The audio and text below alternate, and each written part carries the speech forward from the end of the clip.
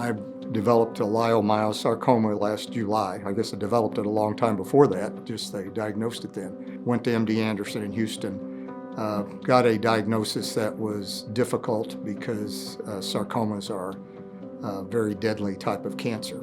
From the start, I just decided that this was kind of a checkpoint in my life to what did I believe, and how deep did I believe, and how deep did I trust, and found an unbelievable peace by believing and turning over to God things that I just couldn't do by myself. I'm a fixer, and so I'm used to solving other people's problems, and this was kind of unusual for me, but it was a very important moment in my life that I said, I trust God, and His plan is my plan.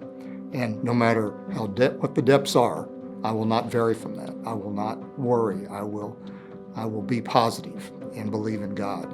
The verse that I tried to speak every day while I was in Houston was the fact that you've got to believe in the promise to receive the joy. And I guess during this time period, the period of teaching, we could say you've got to believe in the promise to receive amazing things from God, and you've got to believe every day. And that little simple phrase every morning put a smile on my face, no matter what I was going through at the time. Went through chemo, went through a surgery. We had 4 surgeons lined up. Fortunately, at the end, we didn't really have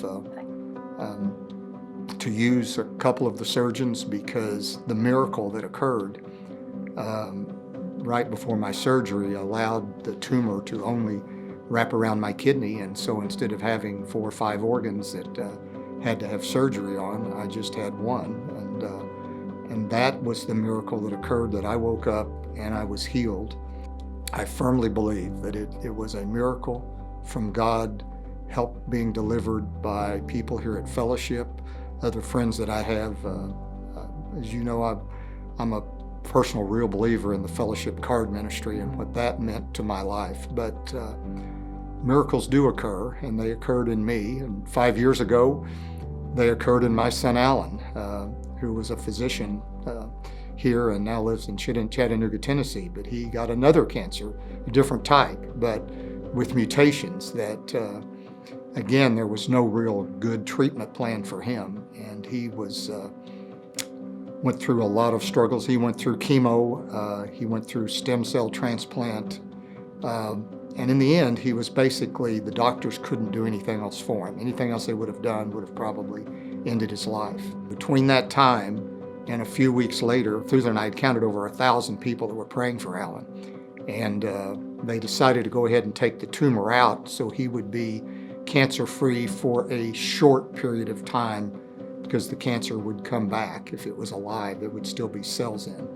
And when they opened him up, the tumor had died. That was on fire on the tests when the doctors released him to go home. So 2 miracles in our life, and one is enough to make you believe. 2 is enough to really help you understand that the power that God has and the power that prayer has in our lives. And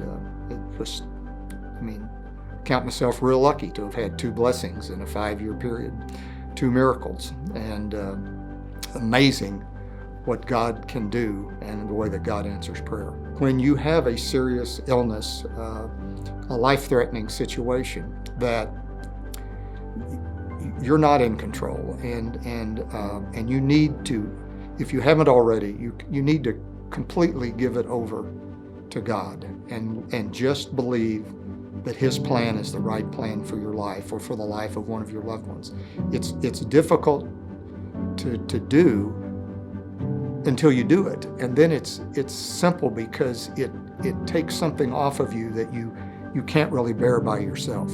To me, I became a different type of believer, or more intense, or something happened that was very, very positive in my life when I just turned everything over to God.